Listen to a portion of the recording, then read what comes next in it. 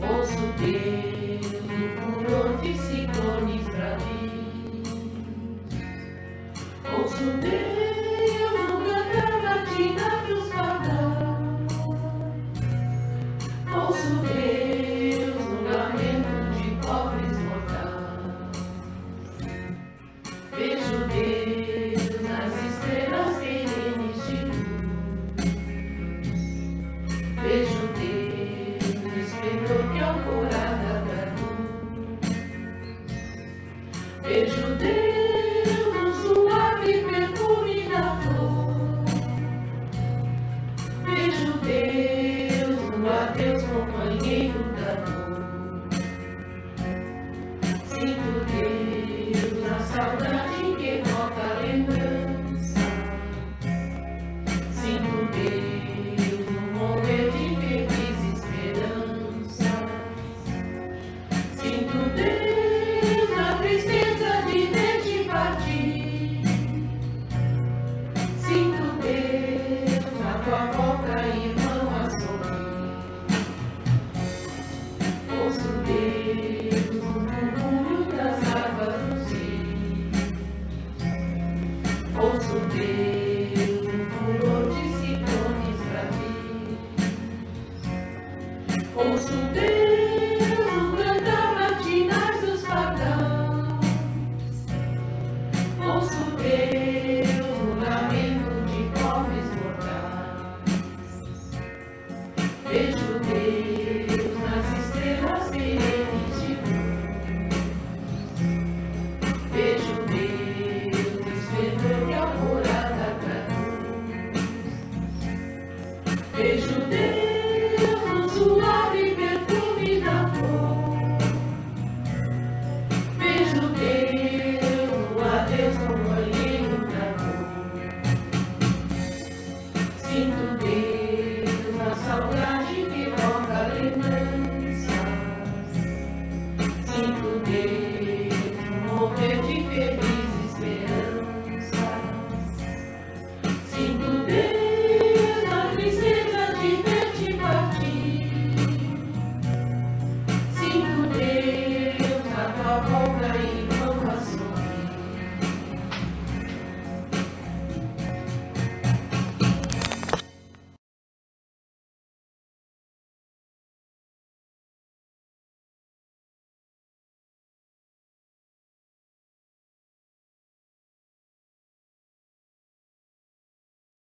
Estamos aqui novamente na casa de Maurício para a leitura e comentário do Evangelho segundo o Espiritismo. E com essa finalidade, nós elevamos nosso pensamento pedindo a autorização da cúpula da casa, pedindo a proteção dos mentores desta casa e dos nossos protetores, para que o que aqui for falado seja realmente o que precisa ser ouvido por nós encarnados e os desencarnados que nos acompanham. Então, para dar início, nós faremos uma prece dizendo: Pai nosso que estais no céu, santificado seja o vosso nome. Venha a nós o vosso reino.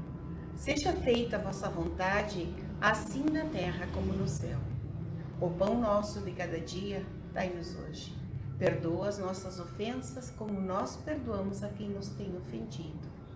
Não nos deixes cair em tentações, mas livra-nos de todo mal. Amém. Então, com esta prece, nós damos início ao nosso trabalho, passando a palavra à nossa irmã encarregada do Evangelho no dia de hoje. Olá, irmãos, aqui estamos novamente para estudarmos o Evangelho segundo o Espiritismo, na Casa Espírita Capitão Maurício, aqui em Santana do Livramento. E nós hoje vamos ler parte do capítulo 26, que trata de dai gratuitamente o que recebeste gratuitamente. Ele nos fala do dom de curar, das preces pagas, dos vendilhões expulsos do templo e mediunidade gratuita. Nós vamos falar do item 5 e item 6, que fala dos vendilhões expulsos do templo. E diz: Eles vieram em seguida a Jerusalém, e Jesus, tendo entrado no templo, começou por expulsar aqueles que ali vendiam e compravam. Derrubou a mesa dos cambistas e os assentos dos quais vendiam pombos. Não permitiu que ninguém transportasse nenhum utensílio pelo templo. Ele os instruiu também, dizendo-lhes: não está escrito, minha casa será chamada casa de oração por todas as nações. E todavia fizeste dela um covil de ladrões. O que os príncipes dos sacerdotes, tendo ouvido, procuraram um meio de perdê-lo, porque eles o temiam, visto que todo o povo estava arrebatado em admiração por sua doutrina.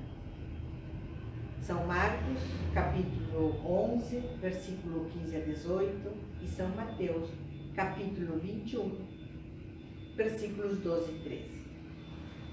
Depois disso, Jesus expulsou os vendilhões do templo, condenando-o assim: o tráfico das coisas santas, sob qualquer forma que seja, Deus não vende nem as suas bênçãos, nem o seu perdão, nem a entrada no reino dos céus. O homem, pois, não tem o direito de as fazer pagar. Como vocês veem, é um texto pequeno, mas ele é um texto muito profundo, porque ele começa dizendo que Cristo chegou a Jerusalém, e ao entrar em Jerusalém e chegar perto da sinagoga, o que ele encontra?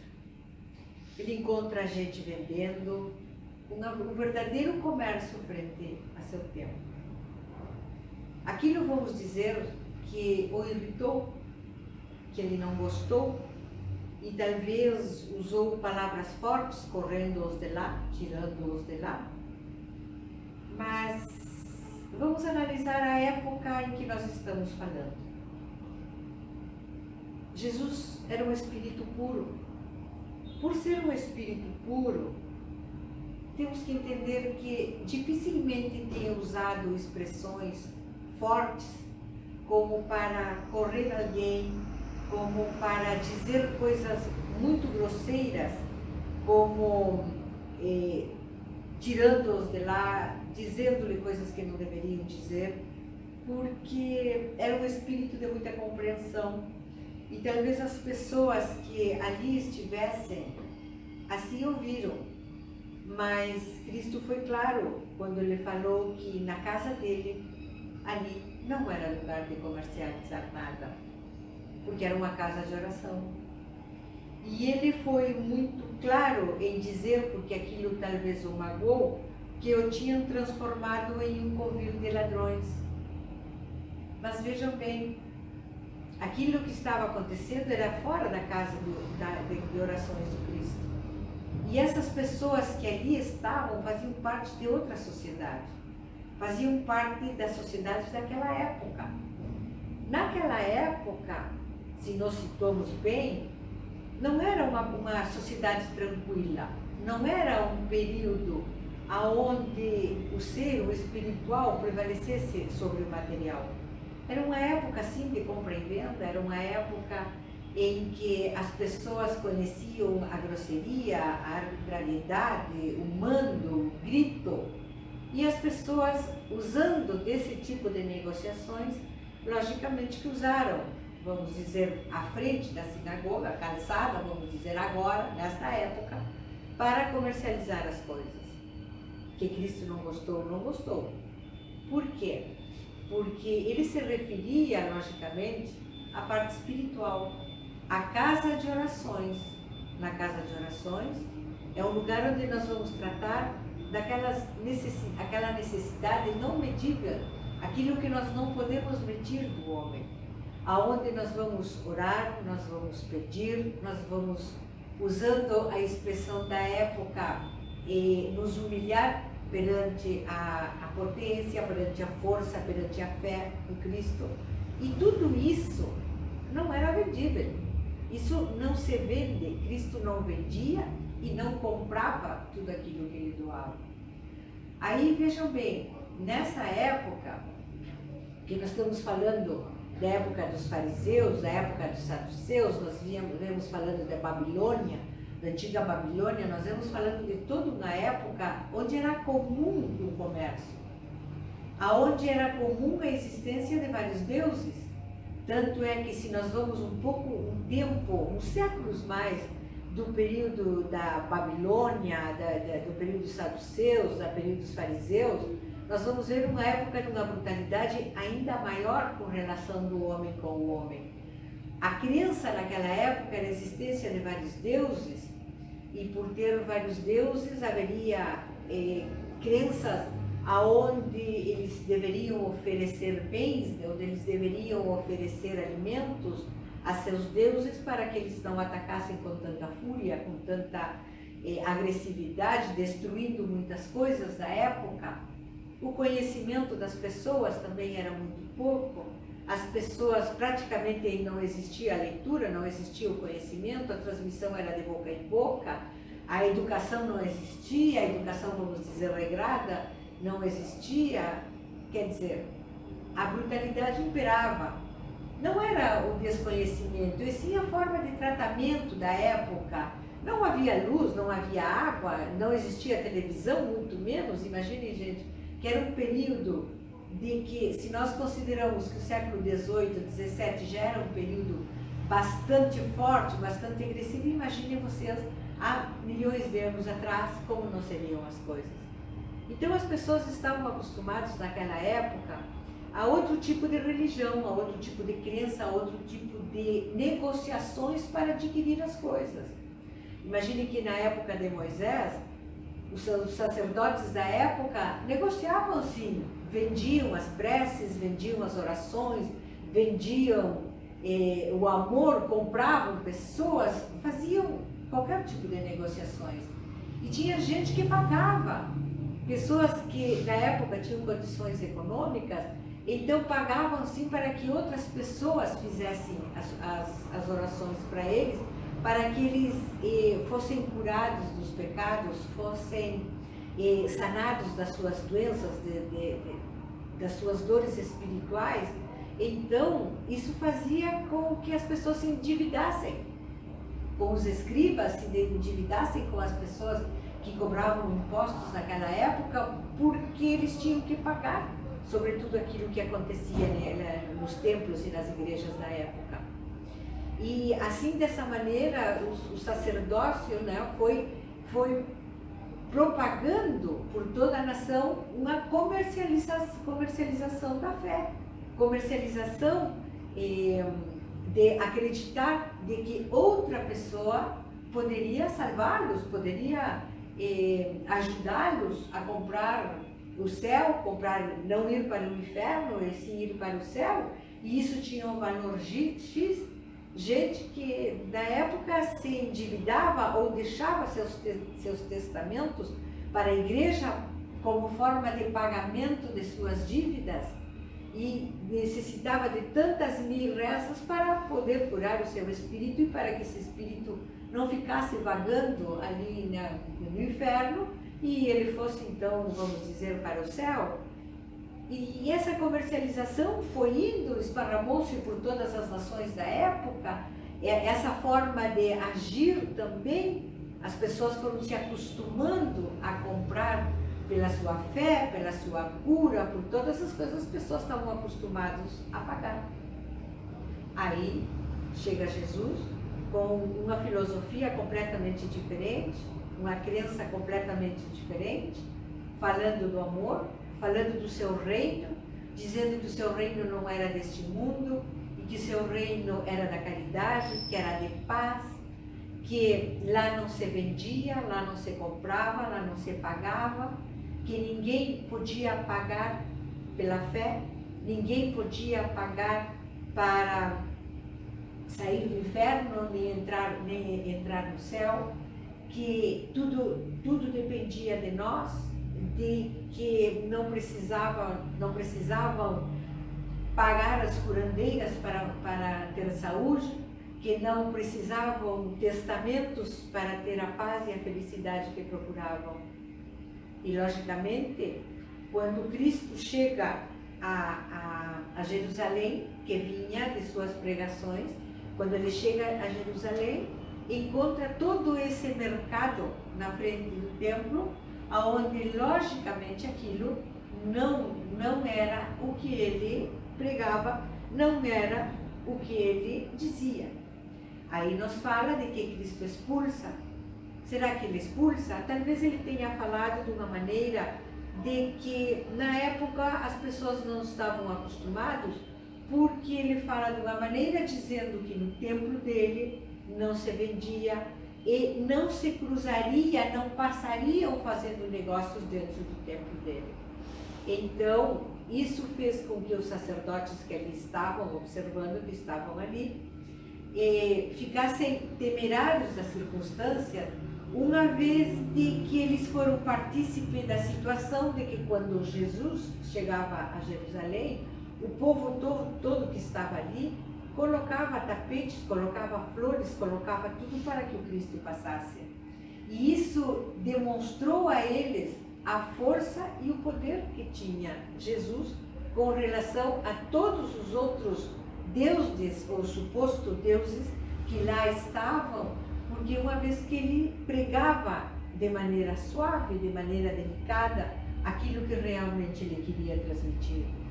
E Jesus expulsou, sim, do seu templo, porque ele não acreditava de que fosse necessário pagar, porque tudo aquilo que ele dava de amor, tudo aquilo que ele fazia por amor, tudo aquilo que ele permitia por caridade, por fé, por esperança. E o homem, evidentemente, não precisaria jamais pagar por nenhuma das coisas que Cristo desse. E sim, o pagamento dele seria a sua fé, a sua modificação interior, a sua crença no bem, o trabalhar pela caridade, o ajudar o outro.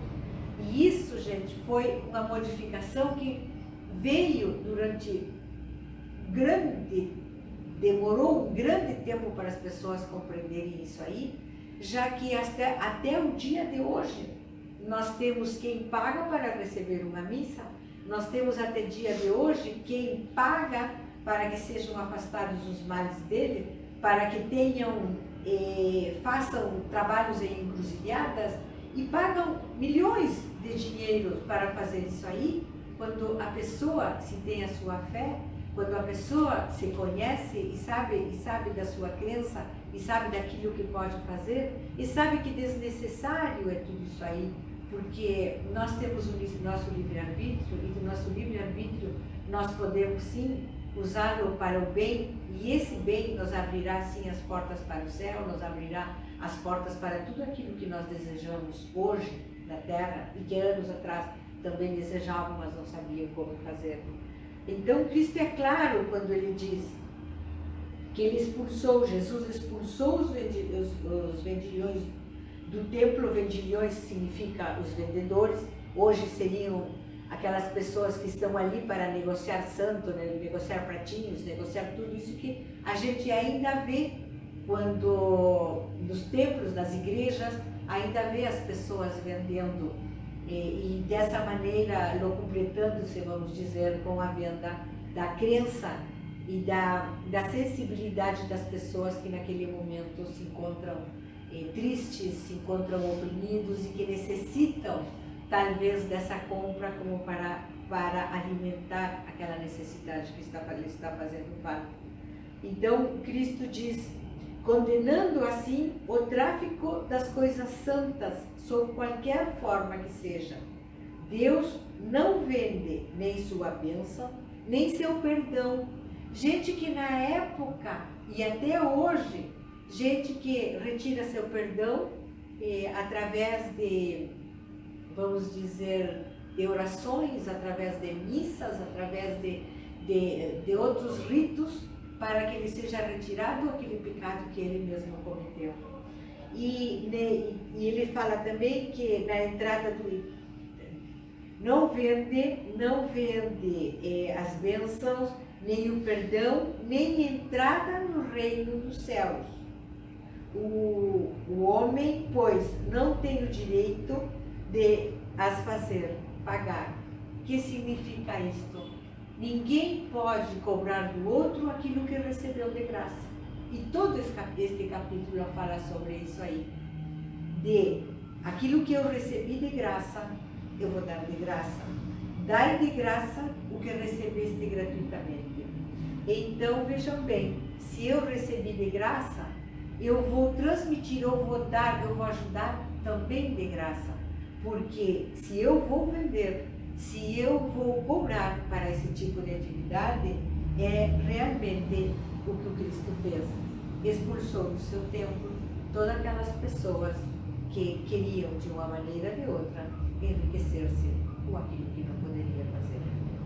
O Cristo sempre agiu e agirá de graça com todos nós.